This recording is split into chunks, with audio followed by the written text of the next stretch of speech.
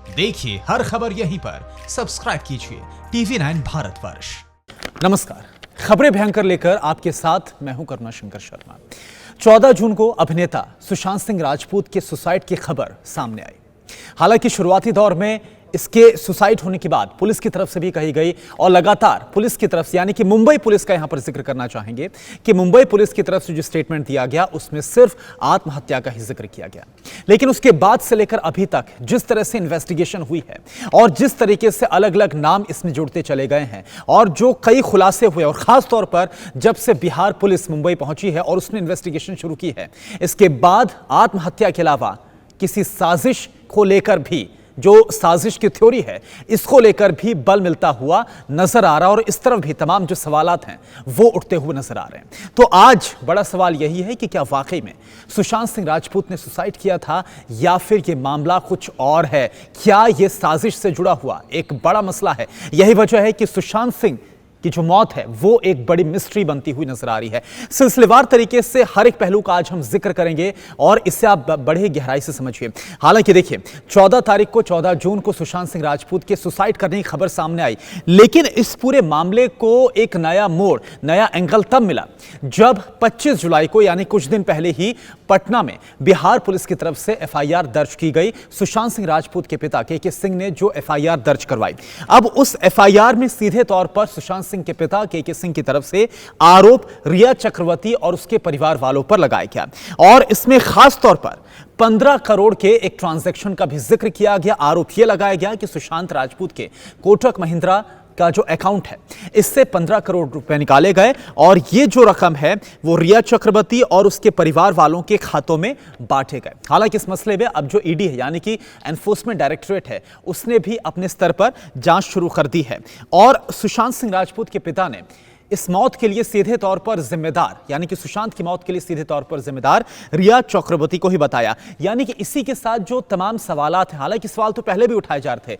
लेकिन इसके बाद एक एक करके जो घटनाक्रम सामने आया, इसने सवालों को और बल दे दिया। अब जरा आप इस बात को समझिए कि मुंबई पुलिस ने अभी तक, क्योंकि मुंबई पुलिस जब से इस मैटर पर इन्वेस्टिगेशन कर रही है, उसने अभी तक करीब 37 से ज्यादा लोगों के बयान दर्ज कर लिए हैं। इसमें रिया चक्रवर्ती के साथ साथ जो सुशांत के घर पर स्टाफ था और इसके अलावा अलग अलग फिल्म स्टार से भी, बॉलीवुड के कई बड़े जो नाम है, महेश भट्ट से लेकर कई बड़े नामों से पूछताछ की है और रिया चक्रवर्ती से भी जो पूछताछ की गई, इसमें भी यह बात सामने आई कि रिया चक्रवर्ती ने भी 15 करोड़ का जो जिक्र है वो कहीं पर भी अपने उस पूछताछ के दौरान नहीं किया था। तो सवाल ये उठता है कि आखिर क्यों इतने अहम ट्रांजैक्शन के बारे में कोई भी जानकारी शेयर नहीं की गई। और दूसरी बड़ी बात यह है कि मुंबई पुलिस के साथ रिया चक्रवर्ती पूछताछ में शामिल होती हैं, पूरा सहयोग करती हैं, लेकिन अब जब बिहार पुलिस मुंबई पहुंच चुकी है, बिहार पुलिस के एक IPS अधिकारी अभी पहुंचे, विनय तिवारी, हालांकि इसके पहले 4 पुलिसकर्मी, 2 इंस्पेक्टर और 2 सब इंस्पेक्टर पहुंचे हुए हैं। उसके बाद से ही रिया चक्रवर्ती क्यों गायब हैं, आखिरकार क्यों नहीं उनका कुछ पता चल पा रहा है। रिया और उनके जो भाई हैं ना घर पर हैं, ना वो पुलिस के पास आ रहे हैं, ना ही मीडिया के सामने वो आ रहे हैं, यानी कि अभी कुछ भी इनके बारे में पता नहीं है। तो आखिर ऐसा क्या है जो कि छुपाया जा रहा है? आखिरकार क्या जो रिया और उनके जो भाई हैं वो अब बिहार पुलिस की इन्वेस्टिगेशन से किसी बात का उनके अंदर डर है? ये एक बड़ा सवाल है जो कि उठ खड़ा हुआ है। हालांकि देखिए,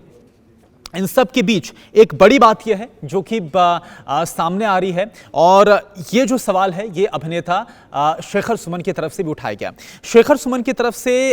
अगेन जो सुसाइड वाली थ्योरी है, इसको लेकर सवाल ये उठाया गया, जो अभी हाल ही में मीडिया से उन्होंने बातचीत की। इसमें उन्होंने कहा कि अगर वाकई में ये आत्महत्या जैसा मसला है तो क्यों पुलिस, जो मुंबई पुलिस है, बीते 1.5 महीने से इस मैटर पर इन्वेस्टिगेशन कर रही है? क्यों नहीं इस मैटर को आत्महत्या की अगर बात उन्हें समझ में आ रही थी, जो पोस्टमार्टम रिपोर्ट का भी दावा किया जा रहा है, तो क्यों नहीं क्लोज कर दिया गया? ऐसे में अभिनेता शेखर सुमन की तरफ से कहा गया, इस बात का दावा किया गया, सवाल उठाया गया कि जाहिर सी बात है, ऐसा लग रहा है कि मुंबई पुलिस के पास भी कोई सुराग है और यही वजह है कि इसी के आधार पर मुंबई पुलिस भी इतने लंबे वक्त से इन्वेस्टिगेशन कर रही है। अब जो सुसाइड वाली थ्योरी है, इसको लेकर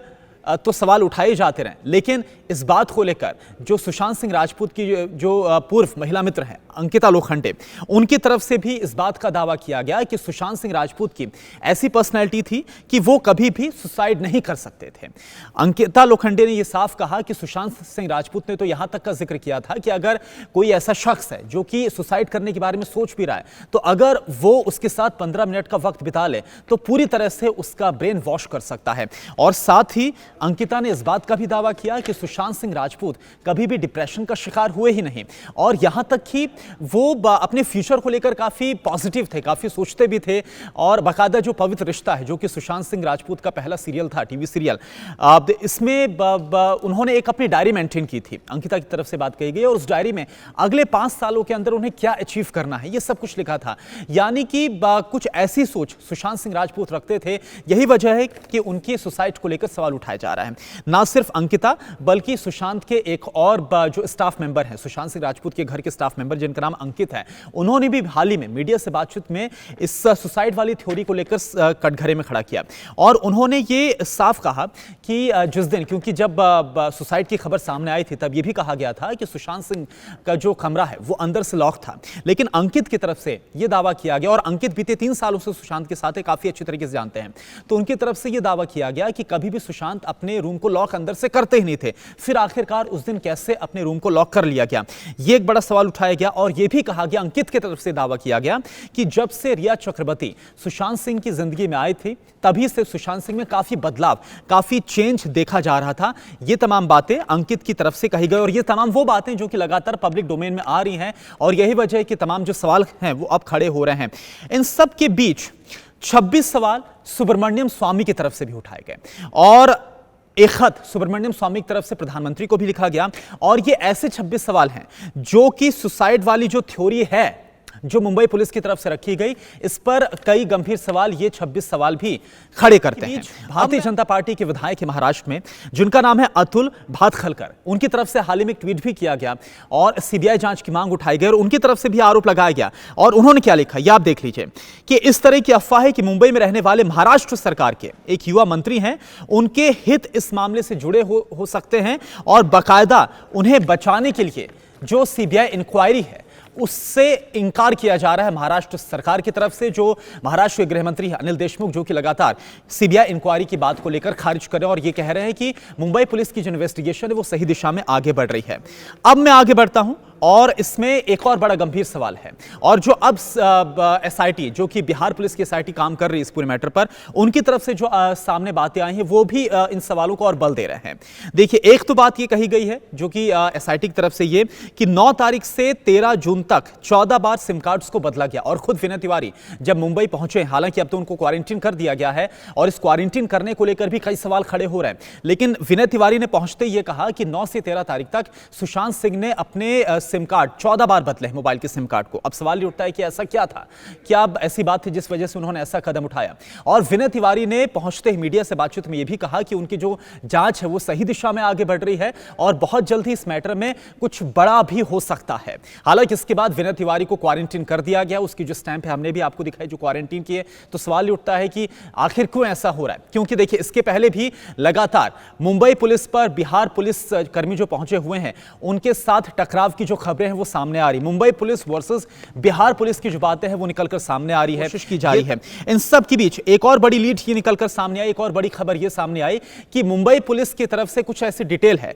जो कि बिहार पुलिस के साथ शेयर की जानी थी, लेकिन एक फोन कॉल आता है, और उस फोन कॉल के आने के बाद फिर मुंबई पुलिस इंकार कर देती है। एक और बड़ी बात ये जो कि सामने आई है कि जो दिशा सालियान है, जो कि सुशांत सिंह राजपूत की एक्स मैनेजर, जिसने 7 और 8 दरमियानी रात को सुसाइड करने की खबर सामने आई, दिशा सालियान का जो लैपटॉप है वो मुंबई पुलिस के पास है इन्वेस्टिगेशन के दौर में, और उसका एक फोल्डर है जो कि डिलीट हो गया। अब जब इस पर सवाल पूछा गया तो यह कहा गया कि यह गलती से हो गया। अब सवाल ये उठता है कि इतना अहम केस है और इतना हाई प्रोफाइल मैटर है, आखिर कैसे ये जो गलती है वो हो सकती है पुलिस से।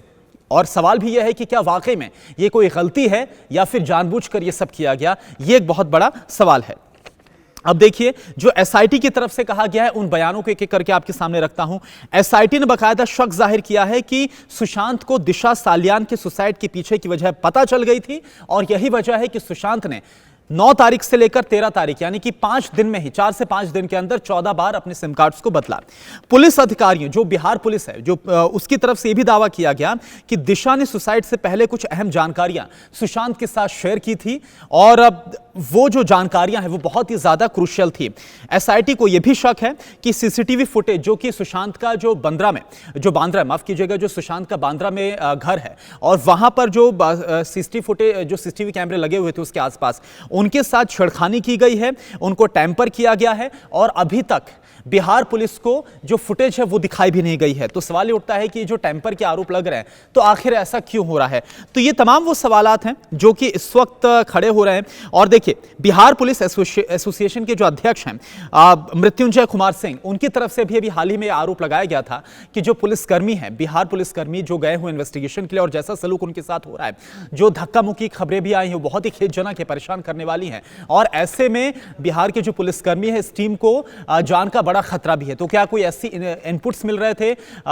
बिहार पुलिस को जिसके बाद ये जो बयान है वो बिहार पुलिस एसोसिएशन की तरफ से दिया गया। तो ये तमाम वो जानकारियां हैं जो कि सवाल खड़े करती हैं। और एक और बड़ी अहम बात आप जरा समझिए कि दिशा माफ कीजिएगा जो रिया चक्रवर्ती है,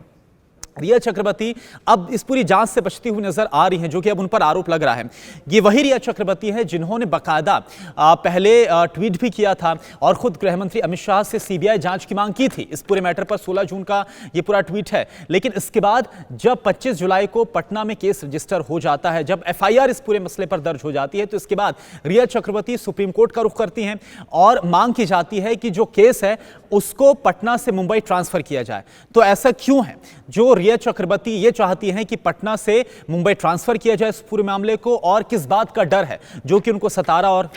जाहिर सी बात है कि अभी जिस तरह से रिया और उनके भाई गायब हैं, उनका कुछ पता नहीं चल पा रहा है, तो ये उन तमाम शक को और भी ज्यादा गहरा कर देता है। तो कुल मिलाकर ये जो सवाल उठ रहा है कि वाकई में क्या अब कुछ और है जो कि इस पूरे मामले में निकलकर सामने आ सकता है, कोई बड़ी बात है, कोई बड़ा खुलासा है जो इस पूरे मैटर पर हो सकता है। जैसा कि विनय तिवारी पटना एसपी की तरफ से भी कहा गया है, इस पर सबको इंतजार होगा। लेकिन आज ये तमाम जो सवालात हैं इनके साथ हम चाहते थे कि आपके साथ एक वीडियो को शेयर किया जाए। इसी के साथ आज के खबरें भयंकर में इतना ही। नमस्कार। परवाह देश की, सोमवार से शुक्रवार रात 10 बजे TV9 भारतवर्ष पर।